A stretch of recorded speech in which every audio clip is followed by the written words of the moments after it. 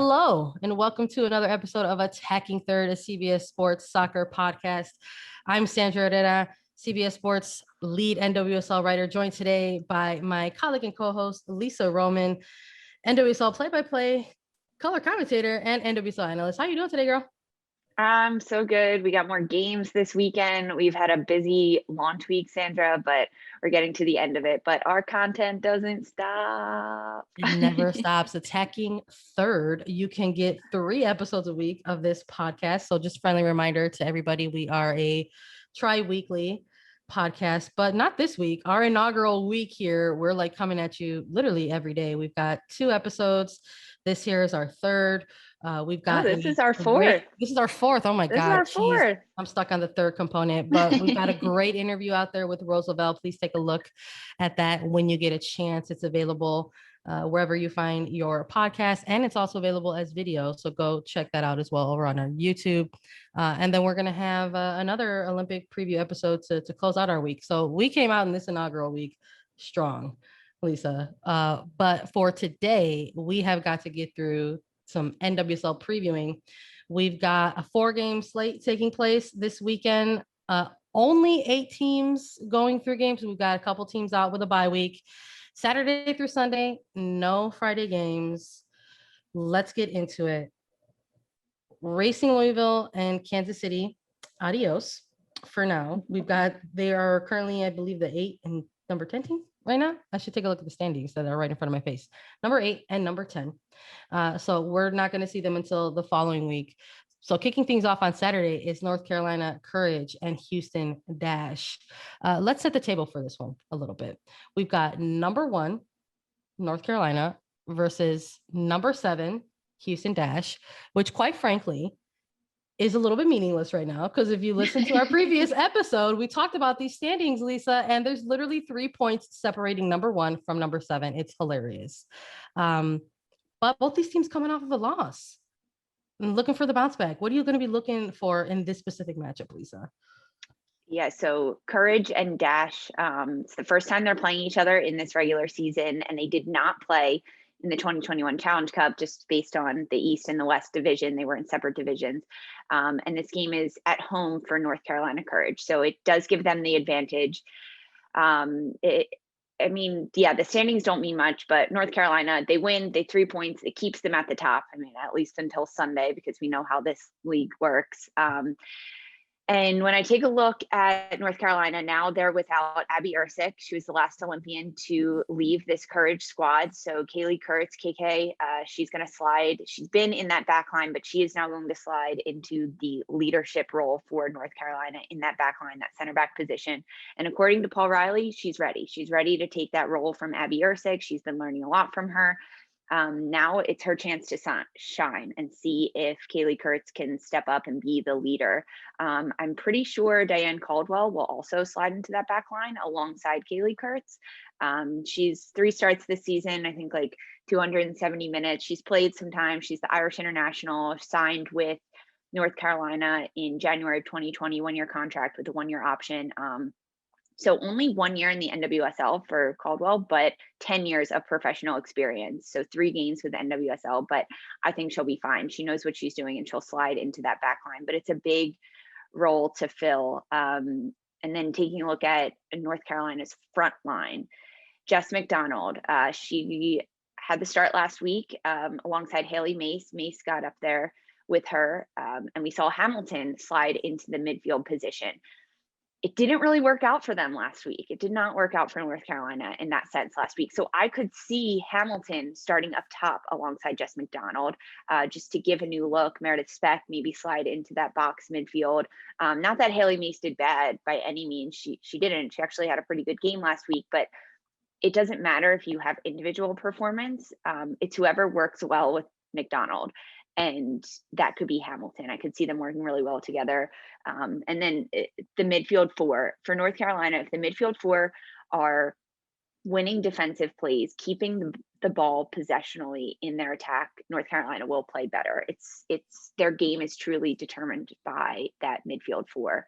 And a fun fact that I got in like my APTA stat book for this week, North Carolina has never lost to Houston in 8 regular season matchups. Never lost to them.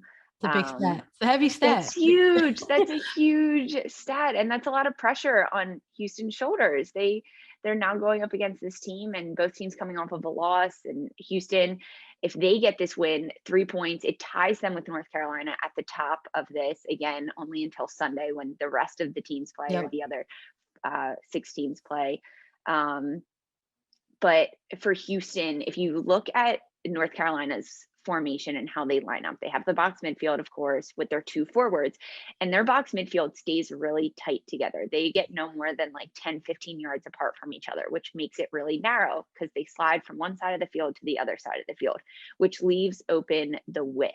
A lot of the flanks, left and right side, are hugely open. And for Houston, they love to use the width and they love to use their flanks. So North Carolina is really playing into how Houston wants to play. So if they can do that, Houston use the flanks of the field, get into the attack and get crosses in, that'll be big for them. And Sandra, we mentioned some players to watch with Olympic players gone, and I mentioned Katie Naughton. Yeah. I think that she will be phenomenal this weekend. I think she scored the own goal against Chicago last weekend, and as a defender, that's really hard. It's really hard to come back from that. And her head's down, but she's a fighter in this league, and I think that her game will be elevated because of the mistakes she made.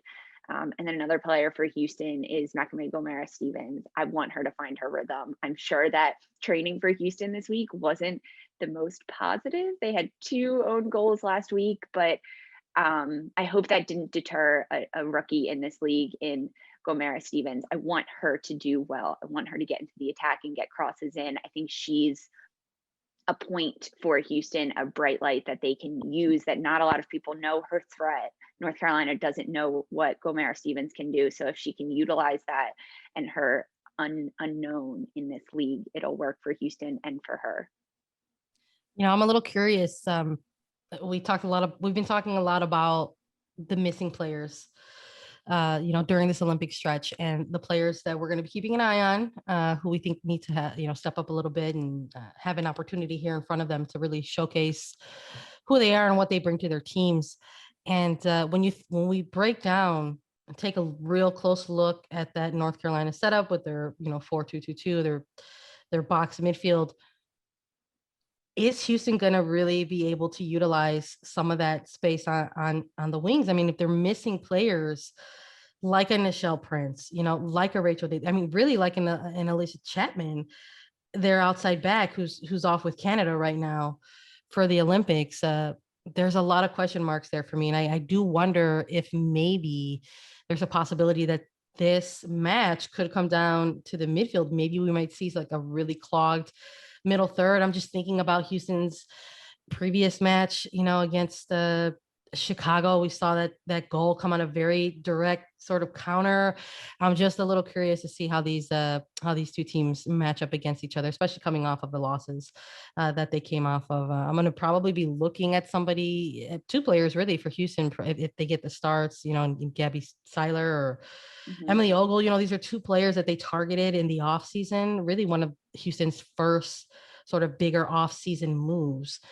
And maybe kind of signaled like a bit of, I don't want to say seriousness, not that anybody after that 2020 Challenge Cup championship was taking Houston any less seriously, but it showed maybe like a real commitment to try to continue to grow the depth of this squad, this particular Houston Dash squad, as they sort of continue this transition to this new Houston Dash era. And those 2 particular players, I think, going up against this team in North Carolina with the missing pieces that the Courage are going to be missing is going to be a real interesting, like, 1v1 battles that we're taking a look there in that midfield. So I'm excited for this one. I like that it's the only one slated for Saturday. It's going to have a lot of attention on it, being the only game on Saturday, number 1 versus number 7, where there's 3 points just separating all of these teams. So hopefully we get a good one in this one. I'm excited for this one too, and it's the only one on Saturday, so no one can complain. They have to watch it. your attention. If you're casual and you're into watching all the NWSL games, this is the only one you got. Here it is. Saturday. Here it is for you. Sandra, I want to give lines for this game, some William Hill betting lines. William Hill has North Carolina favored. So North Carolina to win is minus 160, Houston to win plus 350, and the draw plus 275. So looking at that, looking at what we know, do you have a prediction? Do you have a final game prediction for this one? Man, let me tell you, it's so tough when you're looking at those lines and then, looking at just everything that you watch in this league. It's tough. This is a tough league to really take a look at and follow lines because we know it's any given Sunday. It's any team can come out and pick up a win. If it comes down to how I'm thinking, where it might be a little bit of a clogged middle third, I think there's a possibility this could be a narrow draw, but I might give the edge to the Courage and the home field advantage on their side, and the lack of travel and the extra day of rest and everything. So if you're looking for a winner, I'll go with Courage, but I won't be surprised if it ends up in a draw. I feel you on that one. I'm giving the edge to North Carolina as well. I think Houston is a little bit in their heads this week after their match last week. It's hard to shake that off. And in just a few days' time, it's tricky to do. I'm giving 1-0 North Carolina, but we'll see. Anything can happen. Anything can happen. We're rolling into a triple header for Sunday, Lisa. We've got 3 games slated for Sunday. And the first one that's going to kick things off here is going to be Washington Spirit versus New Jersey, New York, Gotham FC. Another game that I'm really excited about. We got number 4 versus number 6. When we get those middle teams sort of going off against each other, it could be a real treat. And I'm excited for this one. I know these are 2 teams, not just for myself or for yourself, but for a lot of our fellow colleagues, a lot of other pundits out there, sort of looking at these 2 teams at the start of 2021 as kind of those dark horse teams. We heard these 2 teams in particular a lot when people are like, who do you think is going to be like a newer team that's going to maybe make some noise, a team that perhaps hasn't typically been in sort of the top 3 or top 4 of NWSL league standings. And if they're going to maybe make that leap right into sort of a constant competitor. And these are 2 teams that we heard about a lot. And in these early weeks, in this early third of the season, they're giving us a lot of things to take a look at. And now they're going to be going head to head for their regular season fixture. Spirit are hosting Gotham FC. I'm not too sure if you think maybe that's going to have a little bit of advantage for them. Lisa, what are you going to be paying attention to when these 2 teams go head to head? Well, some fun facts first for you, Sandra. 23rd regular season meetings between these 2. This will be the 23rd. Washington is unbeaten in these last 10 meetings. 8 wins, 2 draws against Gotham in the last 10. That's a pretty heavy stat too. I mean, the history of this. Now we have to remember last year was weird. It doesn't count in these standings. And when we talk about the regular season, 2020 is not involved in any of these. But Gotham this year, they're a defensive beast. 3 goals against in the first 8 matches for this regular season. Defense is tough. They're really hard to break down. However, we saw with Washington last week that offense is good for them. If they can play their game and they're patient on the ball, pass it around, wait to find the open player, and then knock it far side, weak side, they can get in behind. Ashley Hatch scored a brace last week, so I think teams will be keyed in on her. So she'll need to be different in her play, more creative. I can assure you that Gotham has watched film and they watched how Ashley Hatch scored those 2 goals last week, and they're not going to let her do it again. She will not be unmarked inside the box, especially at the top of the 6-yard box. That will not happen against this Gotham defense. So it'll be trickier for Washington to get more goals. I think it's up to Sanchez and Rodman up top, in addition to Hatch, to how they can be creative and break down Gotham's back line. I think it'll be fun. I think it'll be a long, drawn out, not long and drawn out, but the goal scoring won't happen until the end of the game. It'll take a while for Washington to unlock the hinges and loosen up Gotham's defensive shape. And then for Washington, they have to watch the quick counter. Gotham is known for that. They'll get the ball quickly and they'll go hard and fast down the opposite side of the field. And if Gotham can pull out of shape the midfield unit for Washington. So Andy Sullivan will sit back and she'll hold that defensive shape in that 6th position. But if Tori Huster can wiggle out, Dorian Bailey get forward in their attack, Gotham win the ball, it is going to be a quick counter. Last week for Gotham, Caprice Didasco did not get the start. We'll see if she slides back into that back line, but they have Didi Herrera in goal, Gotham. A lot of good things there. And Sodan Lee, she is finding her way forwards towards the end of the first half and throughout the second half of last week's game for Gotham. Lee was finding her stride and understanding where the holes are for the team. So I hope she can unlock that a little bit sooner against Washington this week. But this is going to be a good one. I'm excited for this. Similarly styled playing teams, Gotham and Washington. So the breakdown of this team is going to be between the ears. It'll be a mental game for these players for sure. I'm interested to see if, we're going to see Gotham line up in that sort of 4-1 again. Curious if they're going to change that up against a team like the Spirit, who are coming off of a pretty braggadocious win. I think they should be feeling high on themselves, getting that 2-0 win over North Carolina.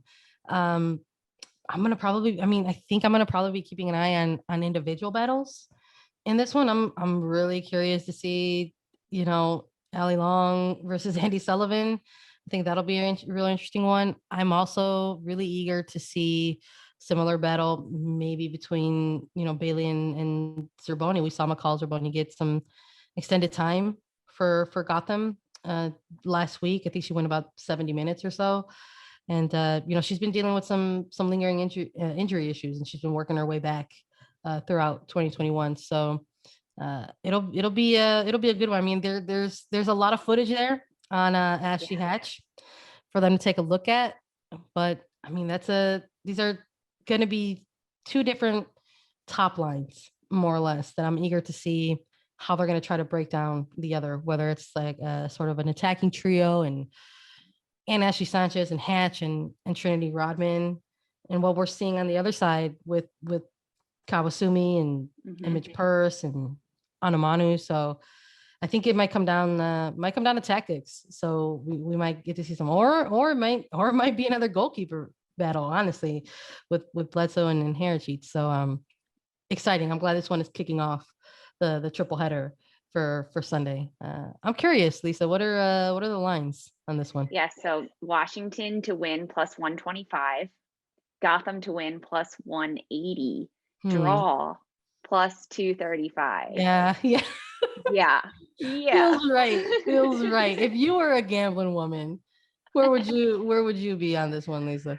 Oh, well, I don't know. So I make my prediction and then I look at these lines and I have to remind myself anything can happen. I think I'm giving this win to Gotham. They haven't given up a lot of goals. Yeah. And I think that Washington being high, they have a lot of confidence. They're high off that win last week. I don't know. Washington's a young team. They have young forwards, Hatch and Rodman and Sanchez, even, that I don't think that they're going to be able to stand up to Gotham's defense. I don't think they're going to get one in. What about you? You think Washington's scoring goals? I think maybe I think they might sneak one in. I think this one might be narrow because Gotham is stingy on that defense. And I'm into that. Huge fan of defense here. But I think they could possibly squeak one in. I really, really do. I think it might be a heartbreaker. It might be later in the game, actually. I think it might be a real first half of kind of trying to unlock and figure each other out. Yeah. And then get that second half going. So if you can do no first half goals and you're looking to bet, I would do that. There you go. Right on. Let's look ahead to the this middle matchup of the triple header. We've got Chicago Red Stars and OL Reign, number 5 and number 9, going head to head. Interesting matchup here. Last time these two teams met, it was in a bit of a midweek battle. OL Reign has been going through some things on their side, figuring out how to get some into the win column per se, and they picked up a win, that midweek win against Chicago Red Stars. It was a 2-0 win, and maybe kind of propelled the Red Stars on a bit of a losing streak there, or had to ask themselves some questions, and they turned around and they've got themselves a small winning streak of their own going with a little help from own goal. So I think this is another one of those maybe not so narrow battles when you're looking at the standings with a number 5 and a number 9. But I gotta say, the two teams going into this match and the names on both sides of this pitch could present a real fun battle in this one, I think. So this is the point in the season for Chicago where they turn on their jets. They've slowly been turning them on. No goals scored, but they've had a couple wins. And this is the point in the season where Chicago establishes themselves in the league and says, this is who we are. We've been doing this the whole time. Other teams have just gotten luckier over us. And now is when Rory Dames and his crew enforces his game on his opponents. Now, however, OL Reign is a very tall giant to face. Bethany Balcer is really finding her strides. Yara King is finding more time on the ball, and she's becoming more and more dangerous. And this is the third meeting this year, second in regular season play for these two teams. And OL Reign, 4 of their 7 goals have been scored in the first 15 minutes during this regular season. And as we know, Chicago's last 3 goals in 2 matches were own goals. Yep. So OL Reign knows how to score. I'm not saying that Chicago doesn't know how to score, but Chicago has not proven to be a scoring threat so far this year. Whereas OL Reign, they have. Chicago is usually pretty good the first 5-10 minutes of a match. They're locked in, they're focused. But if OL Reign can get on the front foot and get a goal first, I think it'll look like a different game. It all comes down to who scores first in this game, I believe. It'll either inflate their opponents and light a fire under them, or it'll truly deflate them, depending on how they roll the dice for this one. It's a tight one. I'm going to give you lines first before we give our predictions for this one. Chicago to win plus 115, OL Reign to win plus 205, and a draw plus 225. Wow. Sandra, what are you thinking? Yeah. Oh man, you know what? I am I had a couple different thoughts because we had an interesting development happen very, very recently. Because Buadi had picked up this red card in their previous win. And the disciplinary committee has taken a look at that and it's been rescinded. So I don't know. I still think it was a questionable decision by their keeper. And I don't know if you roll with the dice and you still give her that start. I feel like you don't bring in these types of players overseas and not give them play them and to not play them and not give them the start, especially when it's a short-term loan. So we'll see. But seeing what we saw from OL Reign, sort of seeing this performance, and as a veteran Sarah Budati is, I'm going to say that Chicago might play that to their advantage, because I think that this particular goalkeeper has been struggling a little bit to get adjusted to this league. And if Mal Pugh and Kalia Watt can go ahead and utilize some of that goalkeeper's positioning to their advantage, that they can maybe sneak one in. So I'm actually going to go with Chicago on this one, despite the lines. I'm going to go Chicago too. I am. Right. I'm going Chicago, but narrow, 1-0.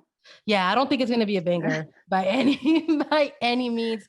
Jess Fishlock has phenomenal games against the Red Stars. So I think it's going to be another one of those midfield battles to watch. I'm definitely, for people who like to take a look at individual battles, I think you're going to want to take a look at something like a Morgan Gautrat versus Jess Fishlock in this one. I think it could be a real treat. So you're going to, for folks out there who are looking to keep their eye on certain games, we've got Washington Spirit and Gotham, and now Chicago Red Stars and OL Reign. They got a kickoff time about an hour apart. So there's some overlapping there with this match. So folks might have to pick and choose if they want to maybe keep their focus on one. But as we roll into this final game, I would just say, if you're looking to pick and choose, watch the first 20 minutes of Chicago OL Reign.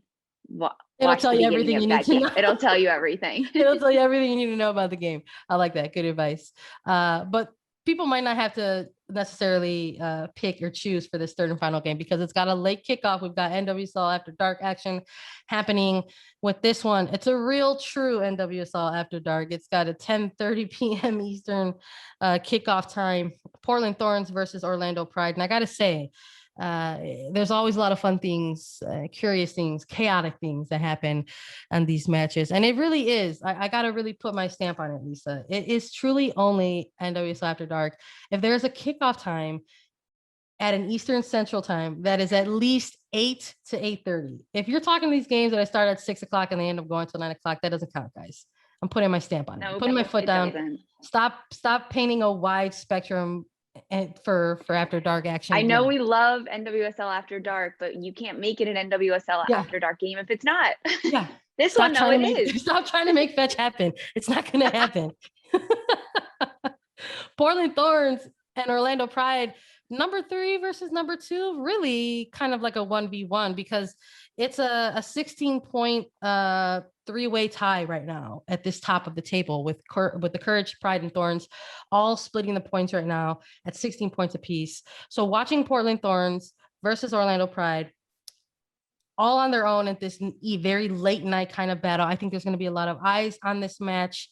It's going to be an interesting one because it's going to be this type of game, this type of big, like heavyweight battle between two teams during this Olympic portion of the season. So there's going to be a real depth of display in this match. We've got a Portland Thorns side, who quite frankly, I believe is probably the deepest team in the league.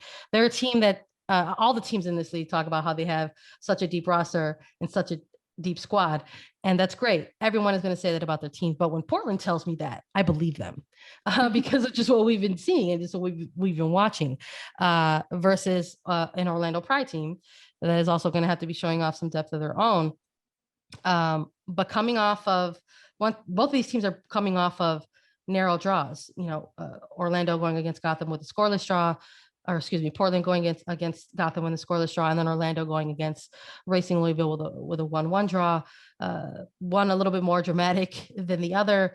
But watching those two particular teams in their prior week's performance, I think there's a little bit of advantage I think that we can play here when we're looking at the attacking lines and the offense in these games, Lisa. I think what we saw out of Portland, especially from players like Morgan Weaver, right? Simone Charlie, watching what they were doing on the pitch, putting up the numbers that they were putting. I think Morgan Weaver last week had something like 5 shots created with like 2 or 3 on target, a couple chances created.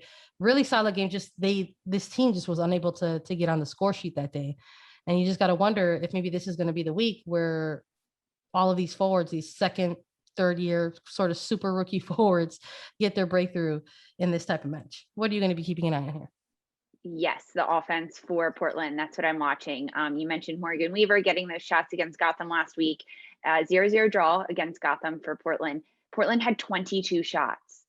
22 shots. Gotham did not keep a shutout easily. It was a tough one, and their defense, I mean, we talked about it in the recap. Defense did an incredible job, but that just shows the firepower that Portland has in this league and the depth that they actually have. Like you said, a lot of teams say it, but when Portland says it and then they put up 22 shots with a player like Morgan Weaver and Simone Charlie up top who can apply so much pressure in the attack, it proves a little bit differently. Giving you some stats and some fun facts on these two teams. They've met 12 times in the regular season and in the playoffs, and Portland has scored 2 or more goals in 9 of those 12 meetings. So that's pretty impressive. It's not just a 1-goal win, it's 2. They're getting 2 over their opponents against Orlando Pride, which is pretty good. 6 shutouts for Portland, clean sheets, 6 of them through their first 9 regular season games. If they get another shutout, the 7th shutout in 10 games, it'll be the first NWSL team to ever do that. So that's fun. I mean, something to look forward to for Portland fans. But this is going to be a midfield battle. for sure. When you look at Portland's midfield, they have Angela Salem, Rocky Rodriguez, and players that know how to play well together, can score together, can contribute into the attack. And then for Orlando, it's Maggie Doherty Howard, Gunnar Jonsdottir. Those players are finding their rhythm together. And when you look at a team like Orlando, they've been without Alex Morgan now for a few games, and they've figured it out. They've realized that Sydney Leroux, she does not quit. She will play 95 minutes. She will play 110. She will play 130. Yeah. She will play until she gets a goal, until she is truly exhausted and she collapses on the field.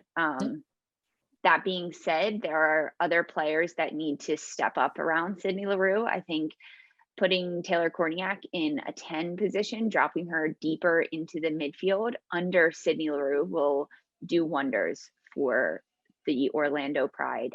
Taylor Korniak played center attacking mid throughout her college career. And when long balls come into her, she can easily flick them on. And for Sydney Leroux, that sounds like a dream. If she can just run onto balls in behind a back line, especially against a Portland team, that sounds like a dream for her. But looking to switch the field of play and having Sid on the weak side, getting in behind, that'll work for Orlando. But like you said, Portland has a really nice, strong attack, and they're playing in Portland, which gives the Thorns the advantage. It does. That field is insane. It's insane to play in. I'll give you lines. It's a great environment, great atmosphere. It's going to be one to look at for sure. What are the lines, Lisa? Sure is. So lines for this one: Portland to win -130. Oof. -130. Oof. Orlando to win +300. Oof. A draw +225. I don't know, Lisa. That's disrespectful. Yeah. I'm going to say that those lines are disrespectful. If I'm Portland and I see those lines, I'm saying, okay, bet on this. And I'm coming out and man, doing some things. I get it. I mean, maybe some of the maybe they're looking at some of the individual sets. I mean, we're talking about Sydney Leroux, 5 goals, 9 games, right? Nice number, nice stat. And maybe they're looking at that Portland side and saying, hey, you're missing so many of your key players and key stars, like 5 or 6 of your starting 11. And maybe that's where some of these lines are coming into. But man, that is a huge grain of salt. Take it with a grain of salt. Yeah, you got to be careful on this one. I think if you're a casual or maybe not someone who really watches NWSL and you look at a line like that, you're like, well, okay, I'm just gonna go with it. But it's a line that can actually maybe kind of come back and bite you for sure. I don't know. I'm giving the advantage of Portland here. I think Portland's gonna pick up this win. I think you're taking a look at these 2 games and taking a look at Orlando, who did a lot of running. They did a lot of chasing during that Racing Louisville game. And they're going to be on the road and they're going to be playing in a place like Providence Park. It's not going to be easy. Turf's not going to be easy, especially if it's a hot one, on this day. Maybe the fact that it's going to be kicking off at evening is going to help them out a little bit. But even with those lines, I'm still giving the advantage to Portland here. I think their attackers are going to get through in the final third. And quite frankly, I just think that their midfield is going to be better on this day. I think you look at that midfield and you look at a Rocky Rodriguez, you look at Angela Salem, veteran of this league. And I think that they're going up against some question marks in the midfield for Orlando Pride. And I think Portland take this one for sure.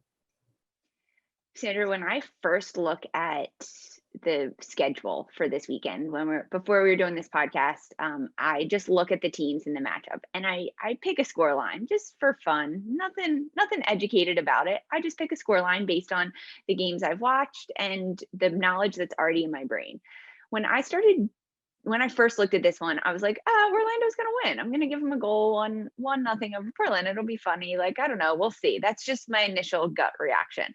Then I did my research and I remembered Portland's last game. And I realized they're playing at home, and my uneducated guess became very uneducated as I educated myself and actually thought about this game. I give it to Portland. I think Orlando's going to score.